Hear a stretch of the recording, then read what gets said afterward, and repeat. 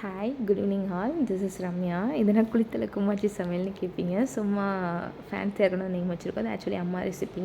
இது non veg recipe தான். குடல் செய்ய போகிறோம். வாங்க எப்படி செய்யணும்னு பார்க்கலாம். ஃபஸ்ட்டு குக்கரில் கடலை எண்ணெய் ஊற்றிட்டு ஆல் ஸ்பைசஸ் ஆட் பண்ணிக்கோங்க. அதை விட கொஞ்சம் சோம்பு ஆட் பண்ணிக்கோங்க. ஆட் பண்ணி நல்லா பொரிஞ்ச பிறகு ஜிஞ்சர் கார்லிக் பேஸ்ட் வந்து ஆட் பண்ணிக்கோங்க. அதோட ராஸ்மெல் நல்லா போகணும். அது வரைக்கும் நல்லா வதக்கிக்கோங்க.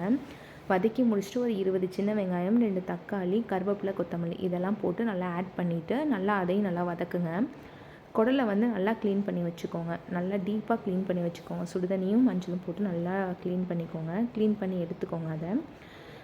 அதை வந்து இந்த வதக்குறதுல ஆட் பண்ணிவிட்டு நல்லா வந்து வதக்கிடுங்க. அப்புறம் கொஞ்சோண்டு மஞ்சத்தூள், கொஞ்சம் கல்லுப்பு இது ரெண்டும் ஆட் பண்ணி நல்லா வதக்கினீங்கன்னா கறி நல்லா சுருண்டு வரும்.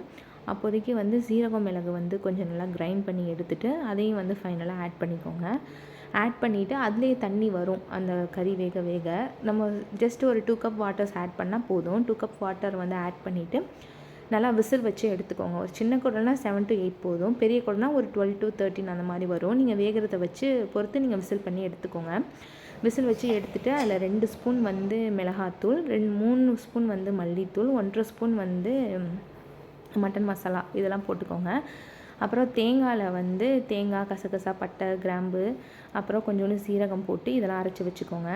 அந்த மசாலா போட்ட குடலில் வந்து முள்ளங்கி சேர்த்துக்கோங்க. சேர்த்துட்டு அப்புறம் நம்ம அரைச்சி வச்ச தேங்காய் பேஸ்ட்டையும் சேர்த்துட்டு நல்லா ஒரே ஒரு விசில் மட்டும் வச்சு எடுத்திங்கன்னா குடல் குழம்பு ரெடி. தேங்க்ஸ் ஃபார் வாட்சிங்.